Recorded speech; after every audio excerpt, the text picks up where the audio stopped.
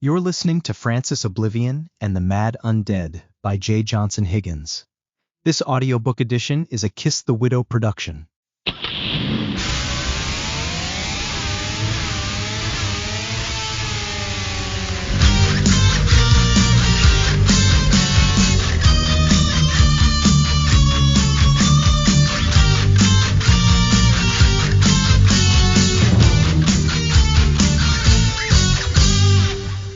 Chapter 16. A Stranger Across the Water and a Light Downstairs. Journal of Dr. Rebecca T.D. stars Azza. October 17th afternoon. The island was our next destination, but things had gotten stranger, and we ran into a few delays before we could get there. This whole day confirmed for me that Francis was among us. I thought of the prearranged disasters he'd set for my great-grandfather and his unit. Could these types of things happen to me, too, as he crept into our world? Apparently so. The regular bridge to the island was taken out, which was quite a setback. It looked like a bomb had gone off on it, leaving a giant hole right in the middle. There was no way we could cross it. When did this happen? Adrian asked. I had an answer, but not a precise one. I told him that I'd been to the island as recently as a month ago and I'd used this bridge. The action was recent, but it happened without my knowledge somehow. The bridge destruction must have been Francis's design, and I was sure we were right where he wanted us to be, just ready to spring a trap. I felt paranoid from that point forth and as the evening approached. It was a delay or a diversion while time was of the essence. It wasted our daylight and our energy to go so far, only to have to turn back and regroup. We'd returned to the lighthouse only briefly, but despite my circles of protection, I had terrible feelings about being there, awful vibrations about the property, and for those reasons wanted to leave it as soon as possible. After mentioning my unpleasant feelings about the lighthouse, Adrian didn't need any more explanations and responded. We couldn't stay there at the lighthouse another night. I'd had some second thoughts about acting on my intuition alone as the premise for leaving, but Adrian thought my initial gut feeling overruled everything else and that it came from someplace pure and unquestionable. A place that had kept me alive this long and had kept him alive too. Now, I thank him for not letting me backpedal because I think staying would have made things worse, especially after I explained to you what occurred in the hours to follow. Imagining us at the lighthouse during the next hours as night fell is quite unsettling. Adrian recalled and suggested using a small watercraft that was locked in the shed to get to the island, and after everything that's happened so far, it was probably our only solid option with limited time available. I just didn't like that Adrian was not a swimmer if something could go wrong with the boat idea. Using such a small boat also meant I'd have to leave my motorcycle behind, unfortunately. Of course, we could later come back for it, somehow, but I didn't want to abandon it. These types of compromises were not sitting well for me, but I convinced myself to accept them. After all, there were life preservers in the shed for both of us, and, as far as the bike, it isn't like something could really happen to it when it's in a locked shed and with no one else left in the world but us. Who would take it? It simply was not something to bring on a little dinghy like the one available to us. It was amazing how troublesome the situation became without the bridge.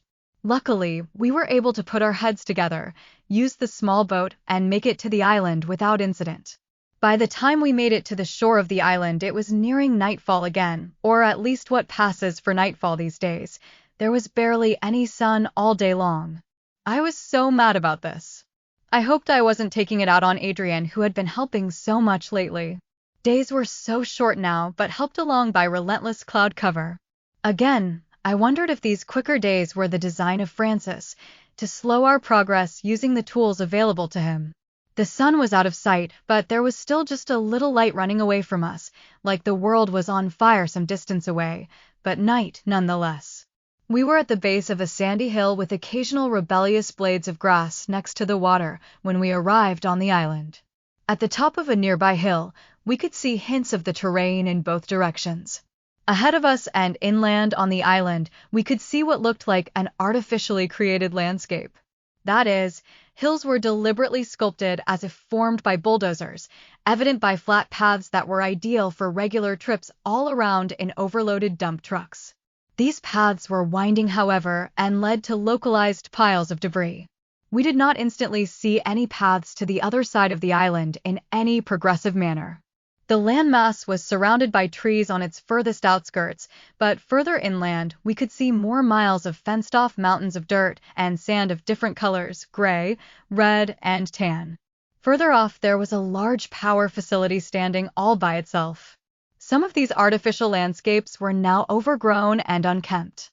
Trucks were abandoned in various seemingly random locations out of convenience for the next shift, the shift that never came, like at construction sites I'd seen before. From where we were and the approach of night, we couldn't see much more. In the other direction, we were looking back at the mainland we'd just left and could see the lighthouse protruding from the shore not so far away. The sky was a dark blue and it was getting cold outside these days. There was a little bit of pink on the horizon.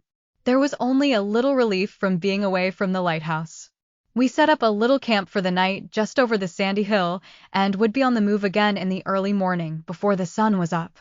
At least we had what we needed and kept our supplies simple.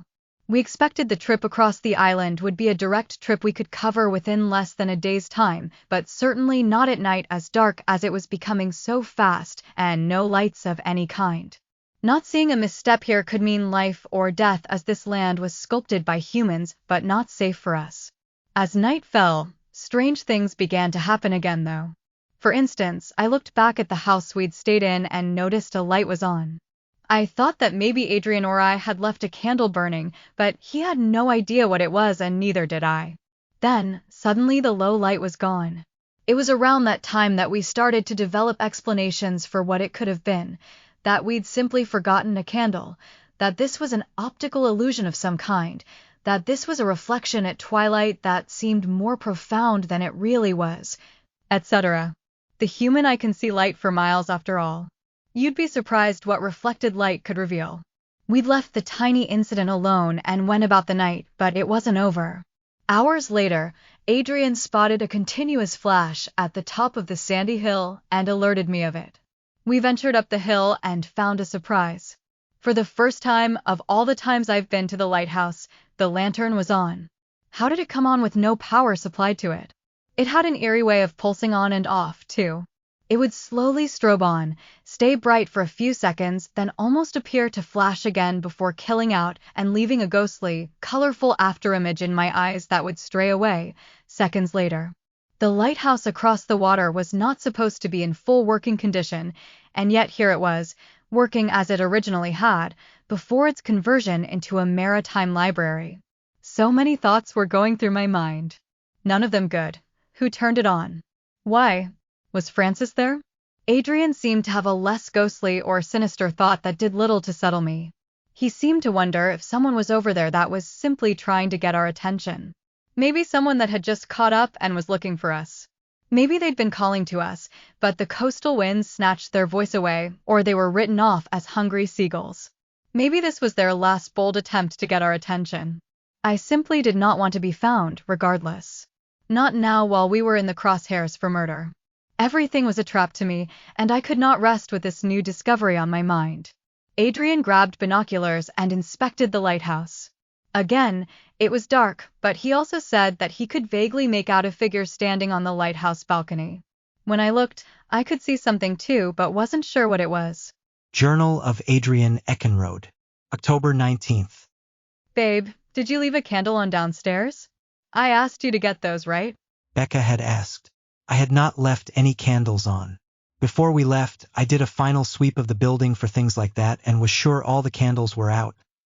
I'd even taken the one from the common room in question thinking we might need it later. It was here in her bag.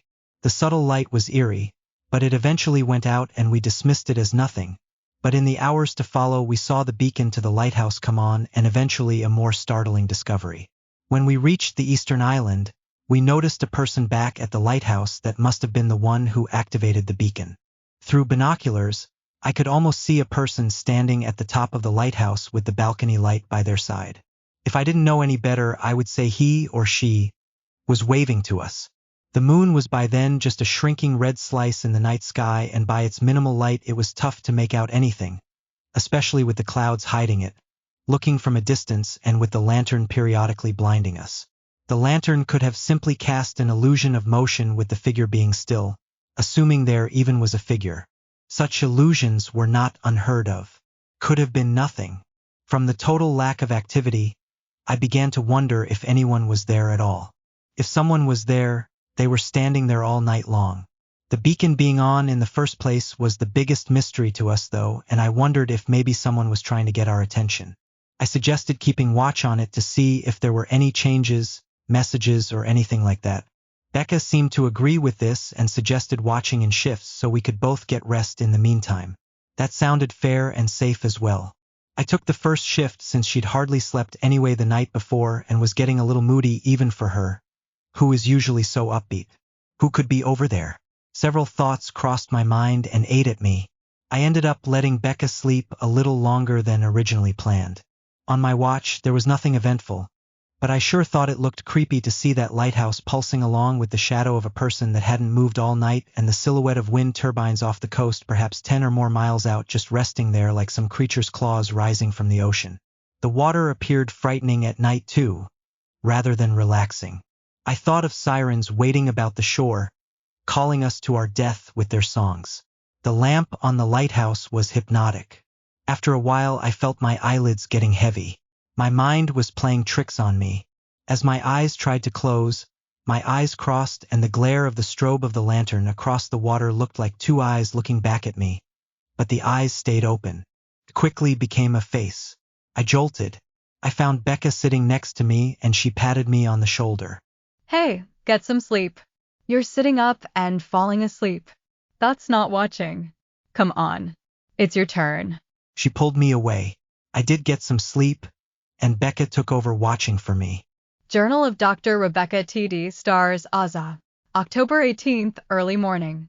The lighthouse continued flashing like it had for the better part of the night and into the early morning. I even felt myself starting to fall asleep again. I couldn't help it, but I resisted. It was like the lighthouse was hypnotizing me and suggested that I just lay down. I let myself curl. I fell asleep briefly, but I had a frightening dream that woke me right back up. I had seen a face flash before my eyes.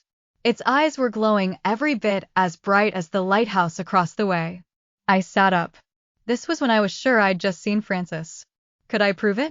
Of course not, but this was how it had behaved in all previous encounters. It was distant, undefined, and quick. It was like it just said to me for a split second, I'm watching you, and as soon as you let your guard down, you're mine. If I am right about exchanging a glance with Francis, I have just learned something new. Our rest periods were still being used against us despite our safeguards, and Francis was stronger during them now than he had ever been. We needed to move, and I was not going to sleep again tonight. The eyes were a newer experience for me. It had never taken a physical form so anthropomorphic without using a possession while in my presence or simply appearing as a specter in a dream. This image stuck with me and got me to thinking. The face was one I'd seen before, but it was only like a sketch of it. It was familiar.